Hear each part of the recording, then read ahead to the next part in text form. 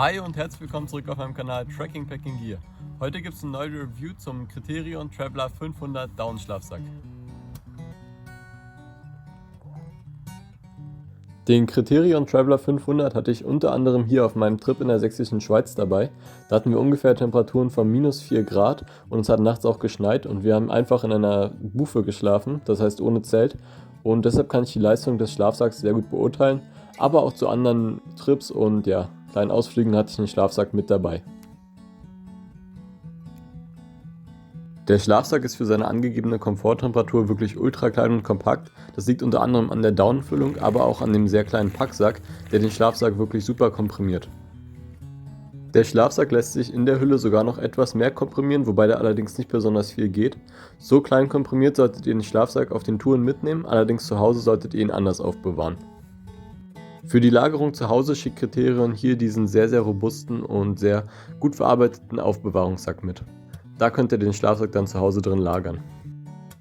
Mit dem Packsack wiegt der Schlafsack nur knapp über 1 Kilo.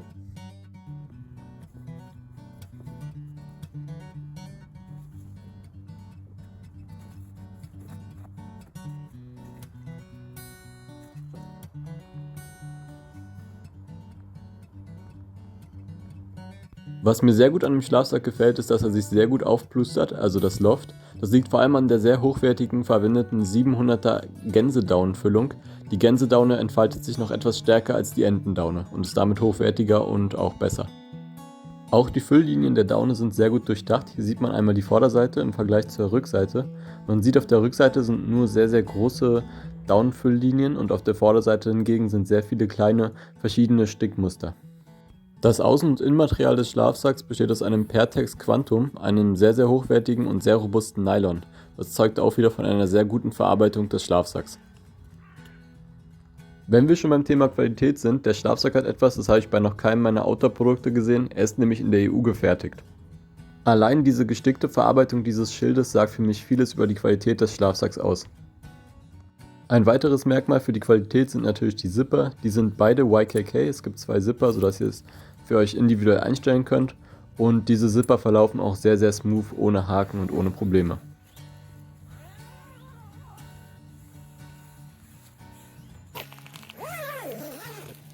An der Fußbox hat der Schlafsack auch 2 kleine Laschen, an denen ihr den Schlafsack dann zum Trocknen und zu Hause aufhängen könnt.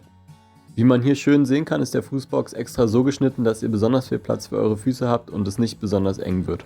Das ist sehr angenehm. Allgemein ist der Schlafsackschnitt für mich ideal, nicht zu eng und nicht zu weit und sehr gut für die Wärmeerhaltung. Ich bin 1,83 und mir passt der Schlafsack sehr gut, aber auch für Leute bis 1,90 sollte die Größe des Schlafsacks bzw. die Länge ausreichend sein. Am Kopfteil des Schlafsacks habt ihr einen Klettverschluss, der den Reißverschluss abdeckt, und auch hier ist wieder zu bewundern, wie Criterion und der Name des Schlafsacks eingestickt ist, nicht wie bei anderen Marken einfach nur aufgedruckt. Wenn ihr den Klettverschluss aufmacht, kommt ihr an den Zipper ran und wie man schon gesehen hat, bzw. wie ich schon gesagt habe, es handelt sich um einen 2-Wege-Reißverschluss. Das heißt, ihr könnt die Reißverschlüsse nutzen, um zusätzliche Belüftung im Schlafsack zu erhalten. Am Kopfende des Schlafsacks habt ihr außerdem eine kleine Tasche, wo ihr dann zum Beispiel euer Handy oder einen Wasserfilter reinmachen könnt. Das ist besonders wichtig bei sehr starken Minustemperaturen, weil sonst eure Akkus alle gehen bzw. der Wasserfilter gefriert und kaputt geht. Außerdem habt ihr am Kopfende des Schlafsacks auch ein sehr gutes Wärmekragensystem. Das ist besonders wichtig für kältere Temperaturen, sodass keine Wärme an eurem Kopf vorbei entweicht. Ihr könnt den Wärmekragen bei offenem Reißverschluss mit kleinen Klettverschlüssen einzeln zusammenheften. Wenn es warm genug ist, lasst ihr den Wärmekragen einfach offen, sodass der obere Halsbereich sehr weit offen ist. Wenn es kälter wird, gibt es 2 einzelne Kordeln und wenn ihr an diesen Kordeln zieht, könnt ihr den Wärmekragen somit sehr fest zuziehen. Dieser schließt sich dann um euren Hals und verhindert, dass kalte Luft an eurem Hals aus dem Schlafsack heraus entweicht.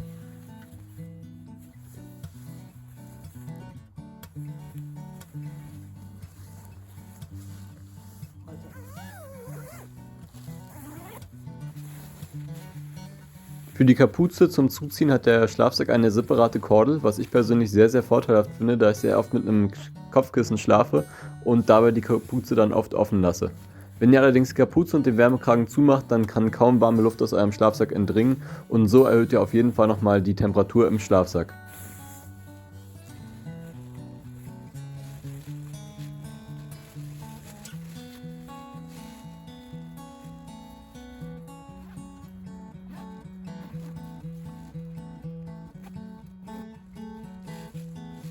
Was die Komforttemperatur des Schlafsacks angeht, ich würde den Schlafsack wahrscheinlich komfortabel bis ungefähr -5 Grad nutzen.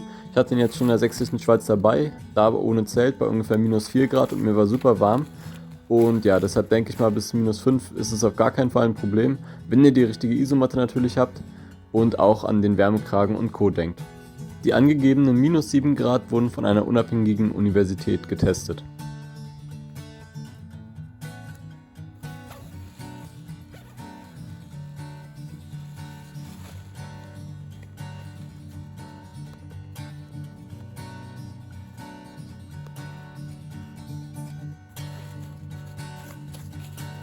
Kommen wir nun einmal zum Komprimieren des Schlafsacks. Wie gesagt, der Schlafsack lässt sich sehr klein komprimieren. Dafür ist das Komprimieren vielleicht etwas komplizierter bzw. anstrengender als bei anderen Schlafsäcken, aber trotzdem ist es eigentlich gar kein Problem. Ihr fangt einfach bei dem Fußende an und dann fangt ihr an, den Schlafsack Stück für Stück in den Packsack zu stopfen. Wichtig ist, nicht rollen, weil wenn ihr den Schlafsack rollt, dann wird die Daune immer wieder an der gleichen Stelle geknickt und so entstehen dann Kältebrücken. Deshalb einfach den Packsack etwas drehen und den Schlafsack vorsichtig reinstopfen.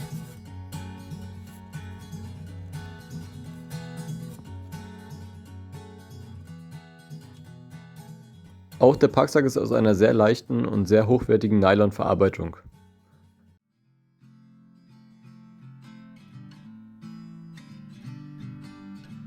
Das war es jetzt auch an der Stelle mit meiner Review. Ich hoffe, euch hat das Video gefallen. Vielen Dank an Criterion für den Schlafsack und ja, wir sehen uns dann beim nächsten Video. Hier im Hintergrund kommen noch ein paar Ausschnitte aus meinem Trip aus der sächsischen Schweiz, wo ich diesen Schlafsack auch dabei hatte.